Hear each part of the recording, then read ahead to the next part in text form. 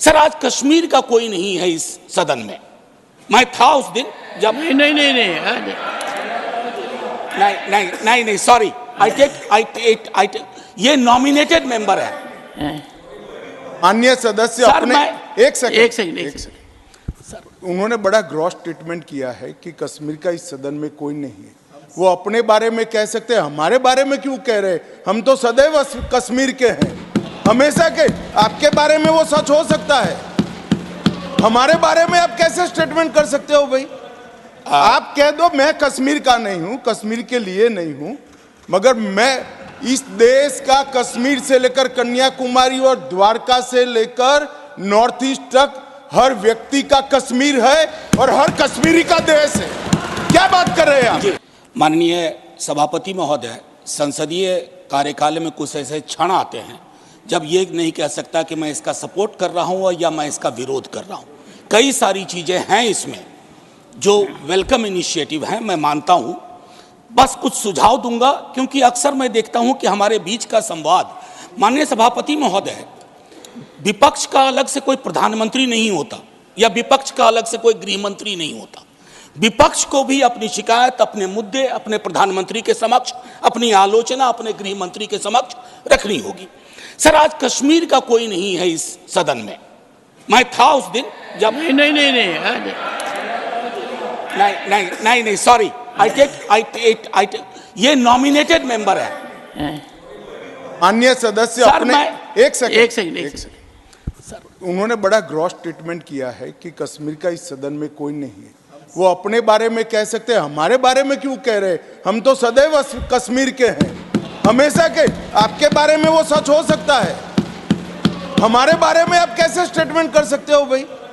आप कह दो मैं कश्मीर का नहीं हूं, कश्मीर के लिए नहीं हूं, मगर मैं इस देश का कश्मीर से लेकर कन्याकुमारी और द्वारका से लेकर नॉर्थ ईस्ट तक हर व्यक्ति का कश्मीर है और हर कश्मीरी का देश है।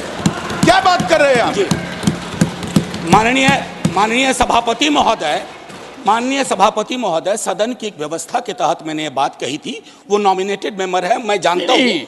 माननीय गृह मंत्री जी ने दूसरी बात कही है। सर मैं समझ गया सर, या तो मुझे बात कहने दी जाए।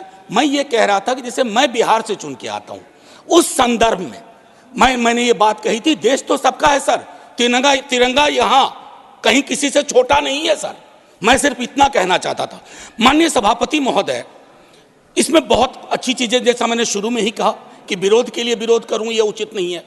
माननीय सभापति महोदय, महत्वपूर्ण है कि जब हम ये कहते हैं कि ये नॉमिनेशन होंगे, पहले तो मैं तारीफ करूं कि अंडर प्रिविलेज्ड के बदले एक शब्द जो कि कॉन्स्टिट्यूशनली वैलिड टर्म है, अदर बैकवर्ड क्लासेस, आपने उसका इस्तेमाल किया, तारीफ के काबिल। ये जो नॉमिनेट करने का अधिकार एलजी साहब को है आज की डेट में, कल राज्य बन जाएगा तो गवर्नर साहब होंगे। क्या ये स्टेट असेंबली को डेलीगेट नहीं होना चाहिए? और अगर करना चाहें तो on the aid and advice of, ये व्यवस्था मैं समझता हूं कि होनी चाहिए थी। तारतम्य थोड़ा टूटा है, लेकिन फिर भी मैं अपनी बात कहूं। आरक्षण को लेकर के भी हम पीस मील में करते हैं। हर सत्र में मैं देखता हूं कुछ बिल आते हैं। एक समेकित योजना पूरे देश के संदर्भ में हमें इसके लिए बनाने की आवश्यकता है, वो बहुत बेहतर होगा। आज 370 पे फैसला आया और सदन की जिम्मेदारी आज बढ़ गई है। उस फैसले के बाद सरकार की जिम्मेदारी बढ़ गई है। मैं मानता हूं इतिहास, आपने यहां एक फैसला लिया था, तब संसद वहां थी सर, ये लगभग घिस चुका था, हम भी जानते हैं, लेकिन एक मनोवैज्ञानिक पहलू था। मैं आग्रह करूंगा सरकार से कि उस साइकोलॉजिकल हीलिंग की भी कोशिश होनी चाहिए, और ये हीलिंग हो सकती है सर। मैंने कहा ना कि हिंदुस्तान का मिजाज महासागर वाला है, इसको बस तालाब ना बनाया जाए, महासागर अपने अंदर सब समाहित कर लेगा। माननीय सभापति महोदय, जो कश्मीरी घाटी में रह रहे हैं, गांव में रह रहे हैं, उनको लेकर के भी एक चिंता होनी चाहिए। बाहर हैं, उनकी चिंताएं वाकिफ है, बल्कि विवेक जी ने यह बात कहा कि बुरे से बुरे वक्त में एक बहुत बड़ी आबादी उन्हीं घरों में, गांव में, गलियों में रही, उनका एक्नॉलेजमेंट मैं समझता हूं बहुत आवश्यक है। माननीय सभापति महोदय, अंबेडकर साहब कहते थे कोऑपरेटिव फेडरलिज्म, माननीय प्रधानमंत्री जी भी कई बार उसको दोहराते हैं।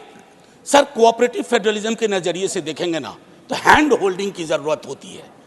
मैं जानता हूं कि दिल्ली की आइडिया ऑफ नॉर्मैलिटी और घाटी या जम्मू या लद्दाख की आइडिया ऑफ नॉर्मैलिटी में फर्क है सर। अभी पिछले दिनों हमारे कई बीजेपी के साथी कह रहे थे कि चुनाव परिणाम संतुष्टि का परिचायक है।